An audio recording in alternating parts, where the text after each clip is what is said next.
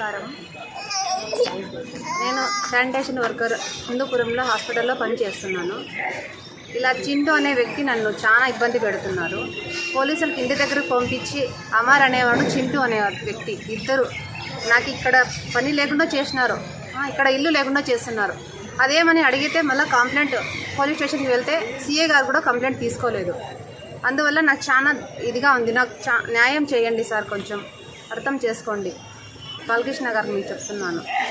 నా బాధ ఎవరు చెప్పుకోలే, మాకు ఎవరు లేరు అండగా. నాకు చాలా హింసిస్తున్నారు సార్. నాకు ప్రాణహాని కూడా ఉంది. అందుకే సీఏ గారికి చెప్తే సీఏ గారు తీసుకోలేదు.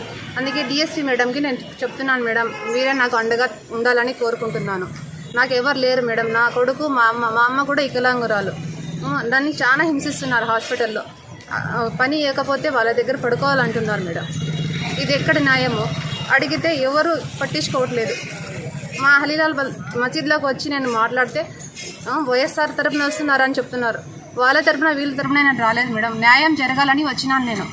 ఆయన న్యాయం చేయట్లేదు. ఇక్కడ మీరే నాకు న్యాయం చేయాలని కోరుకుంటున్నాను. బాలకృష్ణ గారు, మీ ఇంట్లో ఒక ఆడబిడ్డ ఇలా జరిగితే మీరు ఊరికే ఉంటారా? నా బాధ చాలా ఇదిగా ఉంది. నాకు ఈ తిండి కూడా లేకుండా చేస్తున్నారు వాళ్ళు. మీరే నాకు న్యాయం చేయాలి ఎలాగైనా కానీ. ఇదే నా మన్నవి.